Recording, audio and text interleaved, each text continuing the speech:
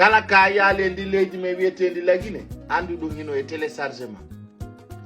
ɓeɓe suti ɗon ka photoji ɗo e wi autorité Guinée o ko Sierra Leone ɓe wonnoɓe bonfi wonnoɓe yeyde ko haɗa kon consomme ko haɗa kon siga ko wiyete ko kus chambre e ndiyen e ko nantata e muɗum ministre de la justice parquet o jonni ordre police o yo yahamɓe ka maɓɓe kaɓe hoɗi ɗon bonfi yay nangiɓe darniri woɓɓe hoore nde ko yata 300 personnes etti ɓe landaki ambassade de Sierra Leone landaki hotto autorité Sierra Leone consultale ay goto waɗi ɓe otoje ɗe suti ɗon ka sera ɗo natti ɓe haka frontiére pamalako piiti ɓe hattir frontiére lagine e Sierra Leone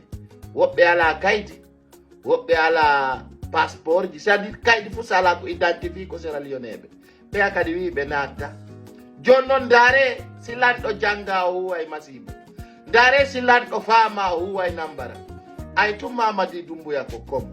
janga ko timide o huway lagine ko luttete fillede Sierra Leone kadi anday hikka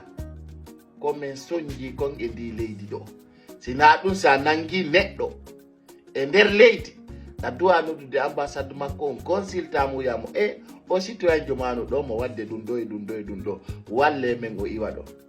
kono Sierra Leone heeɓi ko metti ɓe mo lagine rapatrie eppi saralong o yurmilan saralong on heeɓi ko muusi mo Guinée Conakry rapatrie e frontiére menen ɗo ko ɗum ɓe rondi jono si ɓe Guinée ɓe woɓɓe Sierra Leone kadi nanngama artirama kono ɗum gerdete Mamadi Doumbouya ta hokkumen e probléme nan c'est à dire ta hokkumen e probléme fi Allah ta hokkumen e probléme Mamadou amen jettata o foutaise ma Mamadi kono wonɗa nadde Guinée ɗum ɗo fof ko fiita transition ngol lanno a feeti an hoore ma nde dérange Mamadi je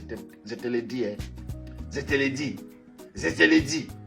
Mamadi Doumbouya a feeti kono nangirta Sierra Leone ɓe nattaɓe frontiére sans demander l'avis de l'état Sierra Leone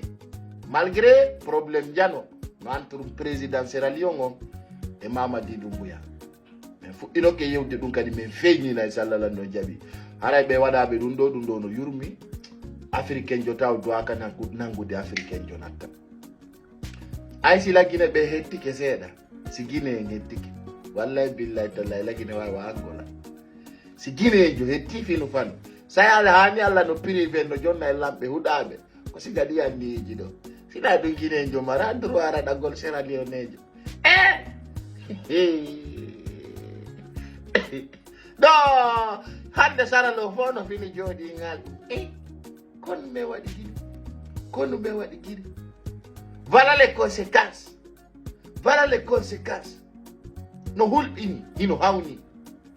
franchement yo Allah on sauve yo Allah yaltingen e o probléme ɗo yo Allah o yaltin jama Sierra Leone en tampere ɓe arta ɓe fatto lagine non minen ɓe maninkaɓe laami ɓe lagine ɗo huwa e men ko kaani lanɗo janga fama fina andano piiji yarta ndaro albalaw ko Mamadi Doumbouya kiri entre Sierra Leone e lagine ni kadi ko ɗum ɗo woni polémique o haɗa musidɓe an ko payko sare ngal paygal labangal nantugal inde paygal ngal nandayde e payle partagé au maximum possible